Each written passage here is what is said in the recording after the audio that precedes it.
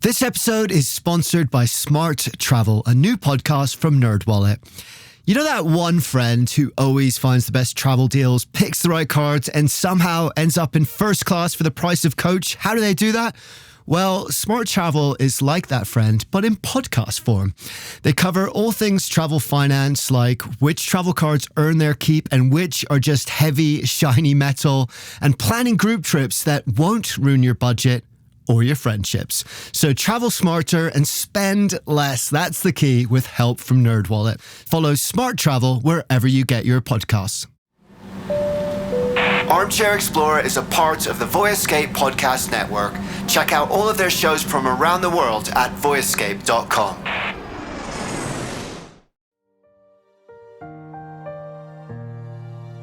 Here I was coming across canoe builders and filigree jewelers and librarians on donkeys and people who, no matter what their situations were, found a way to live their lives with purpose and with meaning and with impact.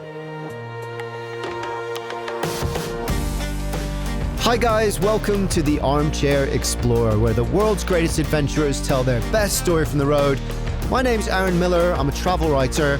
And today we have another travel writer on the show who I really admire, not just because he is a beautiful writer, but also because he shares our values of what travel should be, exploring deeply, authentically, and connecting with local people and cultures, and trying to find the stories that matter, the stories that aren't just amazing to hear. And this one is Pablo Escobar's Hippos, anyone? They're stories that are also important and make a difference. Are you ready? Yeah, me too. Let's go. What does it take to really know a place? When Jordan Salama first visited Colombia, he traveled to half a dozen cities. He loved it, but he knew he had barely scratched the surface. 3 years later, he returned determined to dive deeper, but he wanted to do it in a really unique way. He decided to journey down the entire length of the Magdalena River, which cuts through the heart of Colombia, from its origins in the misty Andes to its mouth at the windswept coastline of the Caribbean Sea. It's a fantastic adventure, and his book of his journey is called Every Day the River Changes. It's a beautifully written and insightful book and a must-read for anyone interested in Colombia, which you should be. It's one of my favorite countries. So check it out. You can find it wherever you get your books, especially your local bookshop. Go and support them. Or you can visit jordansalama.com to find out more. I'll put that link up in the show notes too. But before we put in for our paddle, I'm going to ask you for a huge favor. If you like this show, please help us spread the word. We are building a community of people who love adventure, love travel, and want to help spread our message of love for the outdoors, living life to the full, and the pure joy of exploring this amazing planet of ours. If that sounds like you, and you might have a friend or two that you think would like this show, then please let them know, post about it, whatever you can do. It makes a huge difference, and it's a great way to support the show. So thank you so much. Please also connect with me on social media. If you love travel and adventure, we're going to get on well. I'm on Instagram and Facebook at Armchair-Explorer Podcast. You can also sign up for the newsletter at armchair-explorer.com. Lots of cool stuff in there. And if you're feeling particularly generous, buy me a pint. For less than the cost of a single frothy beverage, you can become a patron of the show and join our Explorers Club with a bunch of exclusive benefits, including ad-free shows. But for now, get ready, because we are about to set off on a voyage of discovery and adventure into the heart of one of the most beautiful but misunderstood countries in the world. Jordan wrote Every Day the River Changes after a trip he made there during his senior year of college. But his fascination began a few years before that, when he went there on an internship his freshman year. I was based in Cali, but I got to travel throughout the country. I went to the Pacific coast. I went to the Darien Gap, that area between Panama and Colombia that's impassable by road, just swaths of jungle. I visited small communities in the northern wetlands that were working to protect rare river turtles. And across all of these places, what I realized was that Colombia was this unbelievably diverse country, both in people and in landscapes, and it was filled with stories. And at one point on this trip, when I was staying in the home of this elderly grandmother of a friend of mine who locked the door every night at 7 p.m. and didn't let me leave after the sun went down as her way of keeping me safe, I started keeping a journal of my interaction. And in those sweaty nights under my friend Sandra's grandmother's curfew, I started writing down, stories about the people who I met, the places that I visited. And that was the beginning of this project. A few years later, when it came time for me to write my senior thesis, I was thinking maybe I wanted to write about a river, a place that was just, about people and nature and how, communities interact with the natural world around them.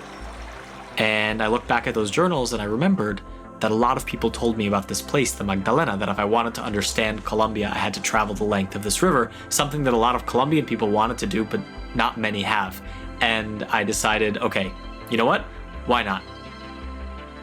Unfortunately, many people around the world know Colombia primarily as the backdrop for its years of political and drug-related violence. And while it has undeniably had problems, that stereotype has never been a fair portrayal of this varied, friendly, and truly amazing country. I went in with a kind of intent and focus to write a story that could perhaps push back on some of the negative stereotypes that characterize Colombia and Latin America more broadly, which are stereotypes of violence, of drugs, of conflict and bloodshed and fear. But that said, I think that there is this kind of culture of, or at least in the places where I visited, the people who I spoke with manifested this idea that they lived in a place that was very special, that had touches of magic. I think that a lot of that might come from two sources that might conflate in some cases, which is one being that this is a huge culture of folk tales and legends. All across the Magdalena, folk tales and legends serve a very important purpose. And then there is the very seminal influence of Gabriel Garcia Marquez, the most famous writer, of course, in the history of Colombia. He is thought to have invented the genre of magical realism in Latin America, at least, and in large part he was inspired by the Magdalena, which was the river of his childhood. And so I think that as a result of his stories, which have since been conflated by people who I spoke with real life, like people like to make a joke like they call it fiction, but really it's the story of our lives. I think that there's these like interesting intersecting lines of what is considered to be magic, quote unquote, and what's considered to be real. Marquez's magical realism is a wonderful combination of fantasy and reality, like a dream state where the real world is infused with subtle enchantments, which in many ways, especially here by the banks of the Magdalena, it is. Jordan began his journey to the river's origin. It was difficult, but it was also beautiful. A remote lagoon nestled high in the Andes, bordered with scrubby brown plants and dotted with mist. He woke up with the roosters before sunrise, riding in a crowded pickup truck through the winding roads and crawling higher into the mountains with each turn. In his book, he writes, "As the sun rose, the Colombian massif began to stir. The fog lifted. In a clearing along the pavement, a woman milked a bloated cow. Red and white buses filled with school children fought for passage on the narrow roads with horse-drawn carts and cargo mules. At every turn, as our pickup truck swerved around countless bends with steep cliffs, it became increasingly apparent just how far this vast landscape seemed to extend." The closest town to the source of the river is called Quinchana, and to get there is difficult enough. You have to take a 2-hour pickup truck ride where you're kind of hanging on the back of this pickup truck, your hands gripping the cold metal bars of the roof, and you're going down these like bumpy Andean roads. And you get to this town, which is just kind of one strip that's about a mile long. We crossed a footbridge and went up a mule path to a smaller settlement a little bit higher up in the mountains that is only reachable by pack animal or by foot. It was called La Gaitana. And in La Gaitana, there was this very old archaeological site. This area, called the Macizo Colombiano, the Colombian Massif, is known for these megalithic statues hidden, tucked away in the crags and mountaintops of this very hilly region. And because of the long-running conflict, for a long time, many corners of this massif were pretty unreachable, at least for outsiders. It was very small, very quiet, and most importantly, the river was almost untouched by human hands at that point still. It was clear. It looked like you could drink from it. Clear river that you know is going to turn into this huge behemoth later down, just a few more, 100 miles more, downstream. Jordan wasn't traveling alone. His guide was an acclaimed anthropologist, Luis Manuel Salamanca, whose devoted efforts to preserve Colombia's cultural heritage sites had garnered him national recognition. They trekked onward, slogging through mud, crossing rickety suspension bridges, and sweating profusely as the sun began its ascent in earnest. Finally, after many hours, they arrived at their destination. I remember being with Luis Manuel Salamanca atop this hill in La Gaitana near the archaeological site, looking over the river, looking over the small town below with steam rising from the chimneys of some of these houses, which seemed to meld with the clouds and looked like steam was rising from the river itself.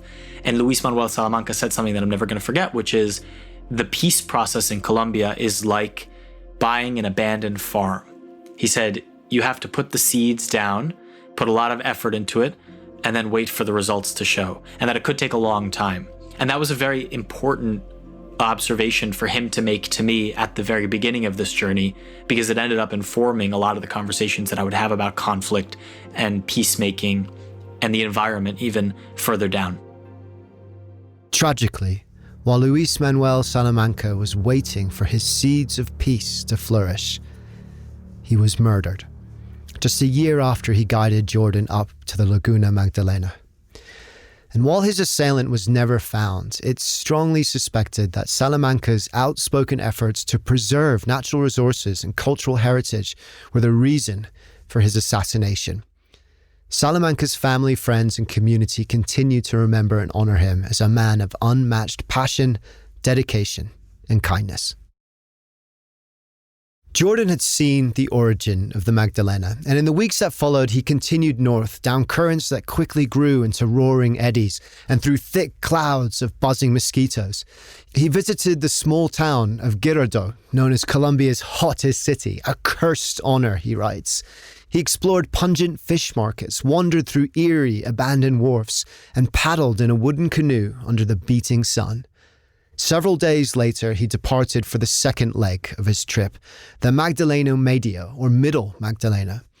But when he arrived at this section of the river, which he writes was dotted with towns situated directly on the banks, following one after another like a line of leaf-cutter ants, he encountered something very strange that was a legacy of Colombia's checkered past. The story of the hippopotamuses of Colombia is one that has now been told way too often, but I think that it still has interesting implications if you look at it in the right way and try to understand it in the full situation that it is. Pablo Escobar, who has had such an outsized influence in how people perceive Colombia, had 4 hippopotamuses as part of this exotic zoo that he kept in his house, not too far from the Magdalena River along a tributary. And when he was killed in the 1990s, they didn't know what to do with the hippos, so they kind of just left them there. And a couple of them escaped into the river and had more hippo babies, and now there are lots of hippopotamuses, some think hundreds of hippopotamuses, an invasive species, in the basin of the Magdalena River in Colombia. This is a huge ecological disaster. I mean, how the hippos are changing the actual riverbed and the makeup of the water and all that is being studied by biologists. How they're impacting small farmers, because they are very dangerous animals, is also being investigated by a lot of different people. Pablo Escobar is the personification of Colombia's turbulent past.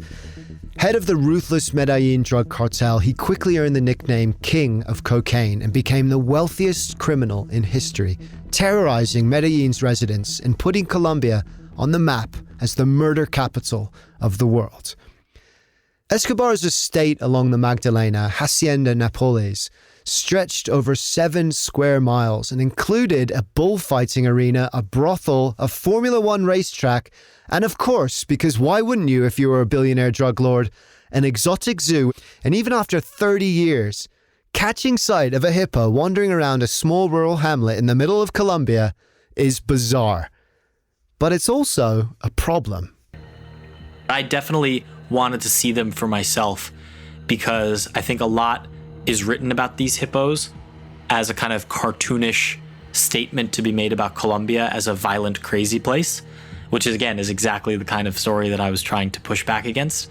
And so to go and see them was not to leave them out, but to tell that story in a way that I was getting close to it and, speaking with a lot of people who are being impacted by their presence and understanding from the perspective of scientists who are trying to control the population, all that's going on in, with that problem of the invasive hippopotamuses of Colombia. Of course, that meant that we had to take a small boat out to see them.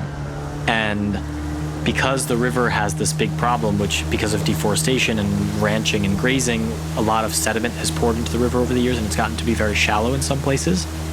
And droughts have exacerbated low rainfall, and so there's not a lot of water at that time. The boat that I was on, the motor got stuck in the bottom sediment of this shallow part of the river, and we turned our heads together. And as we did, there were 2 hippopotamuses wallowing in the shallows, baring their teeth, and we all were terrified. Because as you know, and as I learned, hippopotamuses are some of the most aggressive animals that you could come across in the wild. But then luckily at the very last minute, as soon as we noticed what was happening, the motor roared back to life and we sped away. So all was well.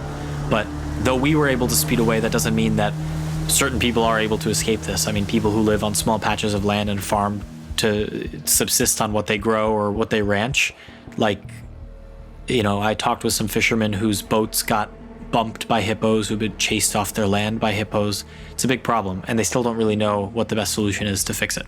Whether it's the hippos or things like overfishing or any kind of environmental problem that is associated with this river, often there is this challenge, this conflict, this dichotomy between what has become the issue of the survival of the river and or the survival of the people.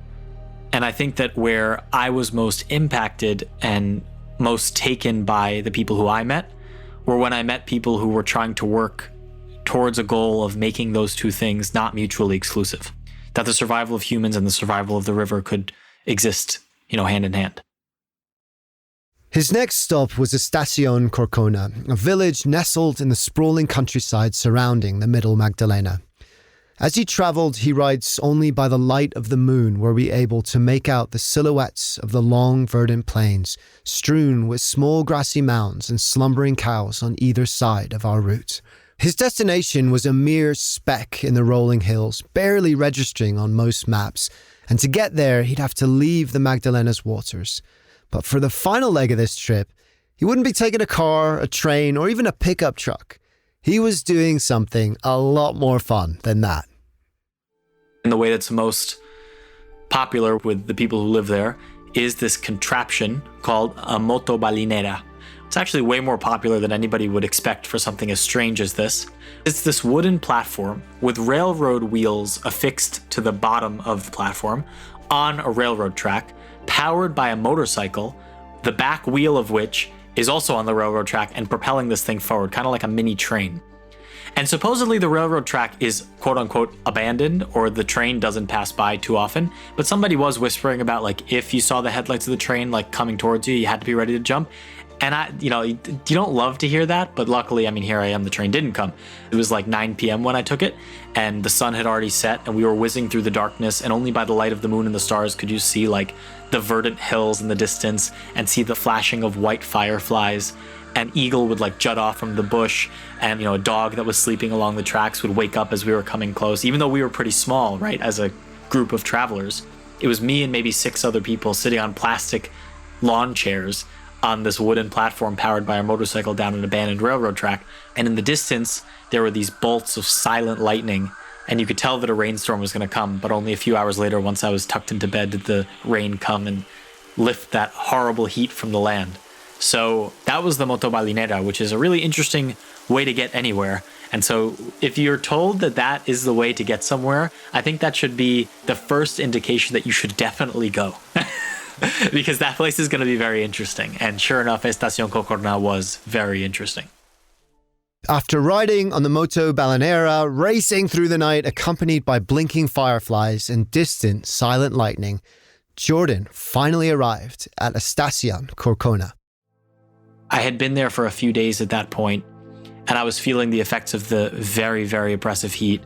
I wasn't quite satisfied with what I'd found story-wise. I think for me, I was just feeling a lot of different feelings. I read about it here. Tourists hardly ever came to Estación Cocorná. One morning, I woke up surprised to hear the rumble of several jeeps passing by my window. They were transporting a group of light-skinned Medellin day trippers who had come from a float down the river Cocorná in large inner tubes. Led by a young tour operator who wore a Boston Red Sox baseball cap and spoke perfect English, the tourists were as surprised to see me as I was to see them.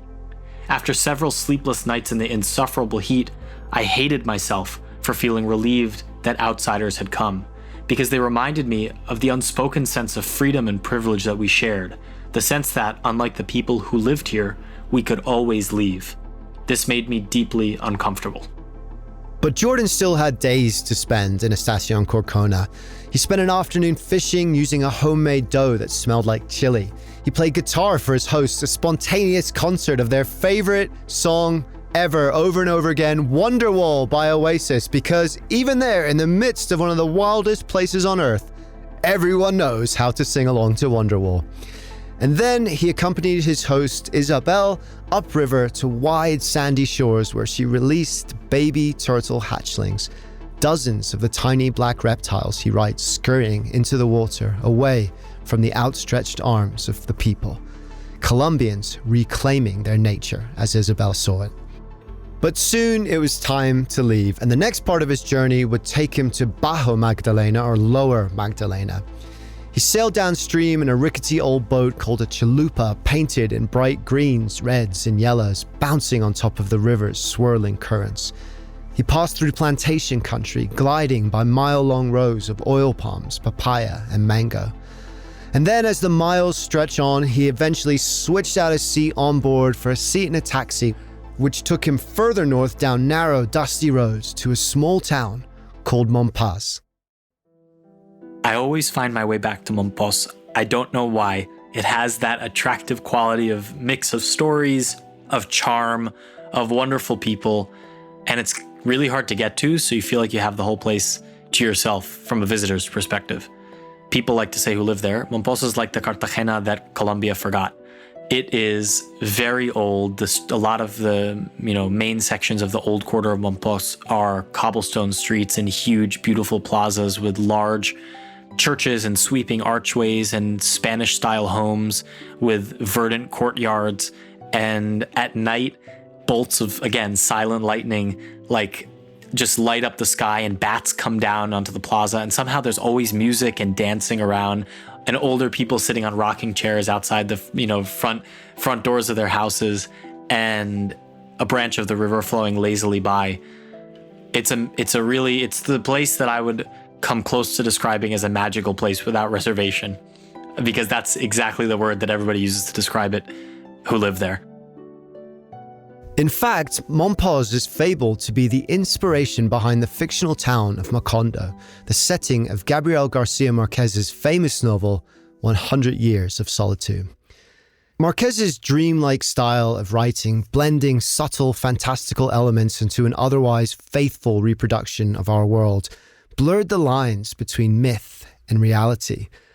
Much like Mompox itself, here, as in Macondo, the town sleeps during long, hot afternoons, sipping on cold citrus juice to wait out the heat.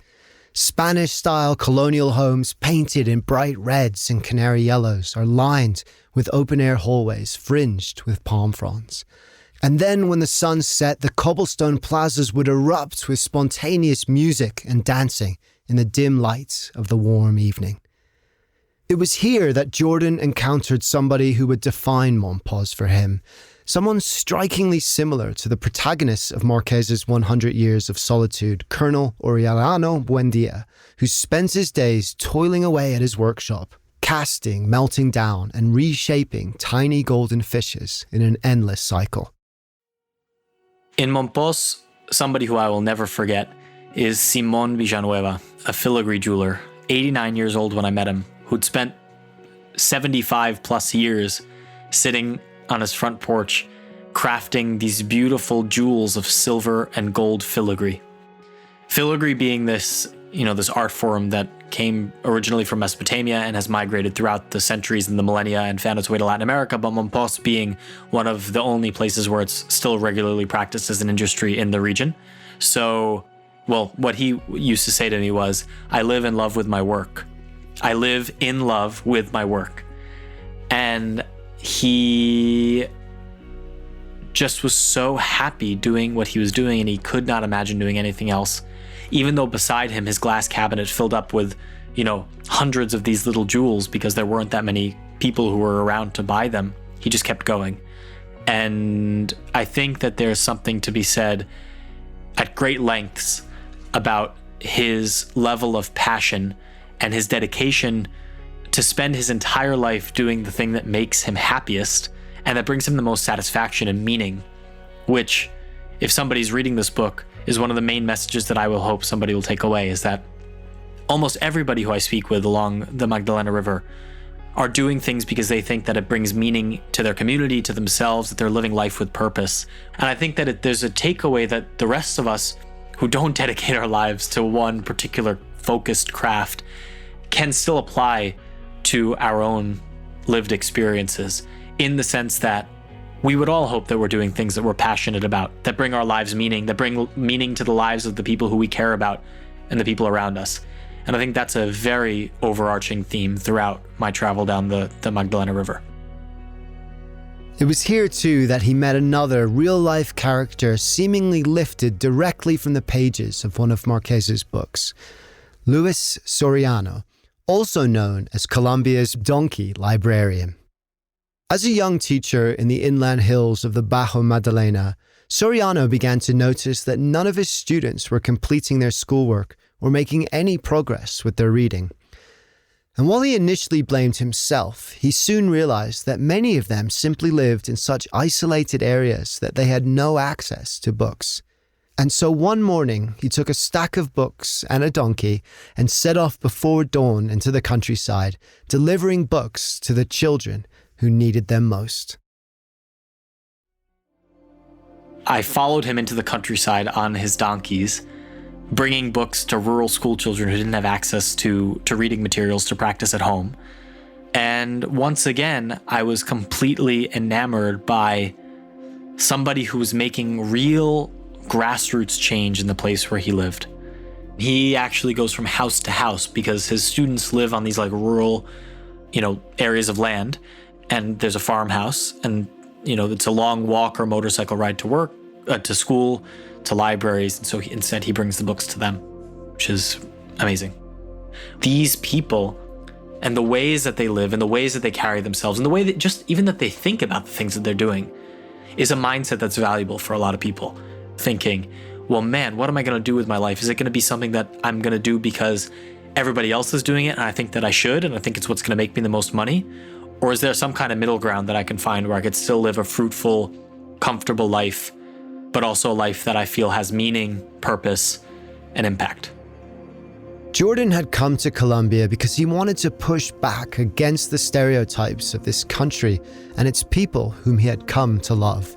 He wanted to push back against the prevailing narrative of violence and drugs and show the real Colombia hidden behind those thin facades. And what he discovered was a place where lives were guided by community, where purpose and meaning were discovered in small things, in jewelry made for the love of the arts, in traveling donkeys, in the bravery and tragedy of Luis Salamanca and the people who are fighting still for the land they love. And just like Garcia Marquez's dreams, Jordan's path was guided by stories, by enchantment, by people of resilience and light. And the closer he came to the end, the more he realized how much these stories echoed the essence of the river itself. Rivers have this really special power of connecting disparate peoples and cultures across space and time. I think that it's a very interesting concept to travel the entire length of one single river, which, the end of that river might be extremely different from the beginning, and all the places in between might be changing constantly. But the one thing that is constant is the water that is passing through all of these spaces. The end of the journey was really interesting because the literal end of the river was the only place where I was traveling entirely by myself. I was scrambling along some rocks for the better part of about a mile on this jetty that stretches out to the very end of the river, where it comes crashing with this huge force into the Caribbean Sea. And the wind was whipping, and it's crystal clear in my head because there are so many little details that, once again, much like all the details I encountered along the Magdalena, that each had a deeper meaning behind them with stories and things. It was as if all of those most important details suddenly appeared at the very last second for me as I was coming and turning back to face this grand river of a country that I had not had any experience in before, but had come to really love and forged lifelong friendships in. There were plastic bottles that reminded me of the environmental degradation. There was a brown, coffee-colored river crashing with a deep blue sea, both violent and chaotic in their own ways. And then there were kites. There were these people flying kites, and all along the river, because I traveled largely in August, it was the month of kite flying throughout the country, and this wind kind of swept over the land, and kids and adults alike everywhere were flying kites. And in this last moment, this last hurrah of this river before the murky brown river crashed with the beautiful glimmering blue sea, there were these fishermen who were fishing with kites. And I thought that this was just the most incredible confluence of symbols that marked this trip. And it couldn't have been written from fiction in a better way, but it was real. I'd seen a country that defied common evocations, he writes, and reminded me to look for megalithic statues in the mountains and colorful wooden canoes and filigree jewelers in towns with cobblestone streets. He had traveled almost 1,000 miles, and finally, now, he had reached the end of his journey, the mouth of the Magdalena River. I was thinking at that moment of all the people I'd met and all the places that I'd been, all the people who had helped me along the way, all the voices that I'd left in, all the voices that I'd left out, and how I'd changed as a result of all this. This was by far, it continues to be, a story about people written in congruence with people, with local voices taking kind of center stage, and I, for large part, wanted to kind of stay out of it. But what I realized in writing the book after the fact was that it was important for me as kind of the narrator to be expressing the truth, which was that I was seeing this world through my own eyes.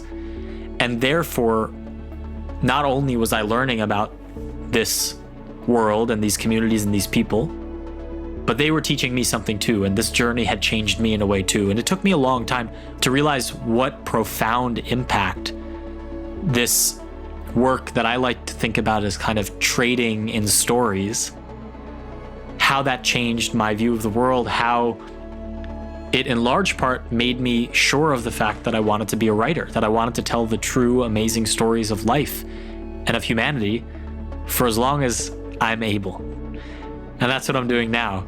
And I feel very grateful for that. And I think if there's anything that kind of characterizes the whole book, it's that these are encounters that show you that if you open your mind and open your heart and have conversations with people and be empathetic and be respectful and have a cultural exchange, you can find stories and friendships that are so beautifully amazing that they could be written out of a storybook.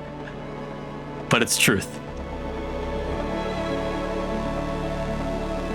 Thank you so much, Jordan. Thank you for taking us on this adventure. The book is called Every Day the River Changes. It's a beautifully written and insightful book and a must-read for anyone interested in Colombia, which if you weren't already, I'm sure you are now. So check it out. You can find it wherever you get your books or just visit jordansalama.com to find out more. I'll put that link up in the show notes as well. So thank you so much for listening, guys. And don't forget to share this show with your friends. Connect with me on Instagram and Facebook at armchair-explorer podcast. And if you can, become a patron of the show to help us continue to bring these stories to you. You can find out more about that at patreon.com/armchair-explorer podcast. The link is in the show notes too. So that's all for today. Thank you so much for listening and being a part of this community. Until next time, keep your boat afloat. Keep looking for that magic, that enchantment wherever you are. Because the more we look for wonder in the world, the more the wonder of the world becomes a part of who we are. dare to be truly alive. This episode was produced by Armchair Productions, the audio experts for the travel industry.